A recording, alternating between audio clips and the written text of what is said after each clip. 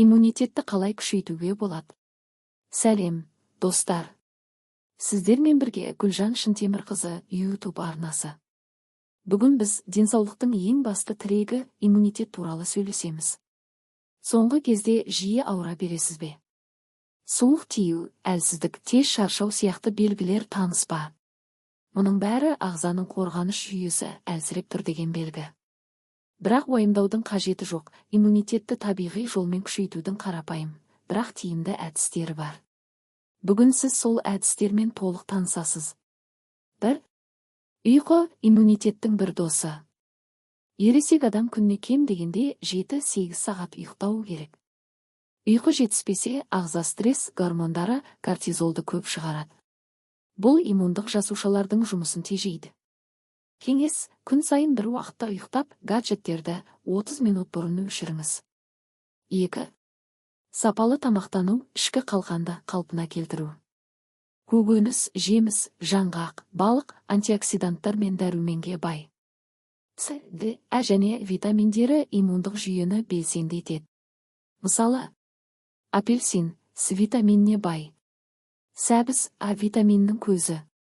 Балық майы мен жұмыртқа дәруменін қамтиды. Жаңғақтар Е витаминінің қайнар көзі. Кеңес, түсті және табиғи тағамдарды күнде жеп тұрыңыз. 3. Қозғалыс, иммундық жасушаларды ояту. Спорт тек арықтау үшін емес. Жаяу жүру, жеңіл жаттығулар қан айналымын жақсартады, иммун жасушаларын белсенді қылады. Кеңес, күн сайын кемінде 30 минут серуендеңіз немесе үй жаттығуын жасаңыз. 4. Стрессті азайту. Ұзақ уақыт күйзелісте болу иммунитетті өте қатты әлсіретеді. Кортизол көп бөлініп, ағза жауға қарсы тұрудан бас тартады. Кеңес, медитация, тыныс алу жаттығулары, музыка тыңдау көмектеседі. 5. Су иммун жүйесінің жол тазалаушысы. Ағзадағы қалдықтарды шығару үшін күніне 1-5-2 литр таза су ішу керек.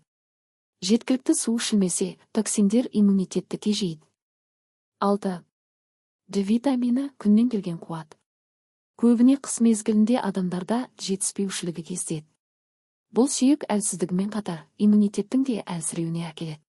Кеңес, аптасына бірнеше рет күнге шығып, қажет болса, дәрігер кеңесімен витаминін қабылдаңыз. 7. Пробиотиктер, ішек және иммунитет арасындағы байланыс. 70 иммун жасушасы ішекте орналасқан. Сондықтан ішек микрофлорасы дұрыс болса, иммун жүйесі де мықты болады. Кеңес, айран, сүзбе, ашытылған көкөністерді жиі тұтыныңыз. Сонымен иммунитетті күшейтудің басты жолдары.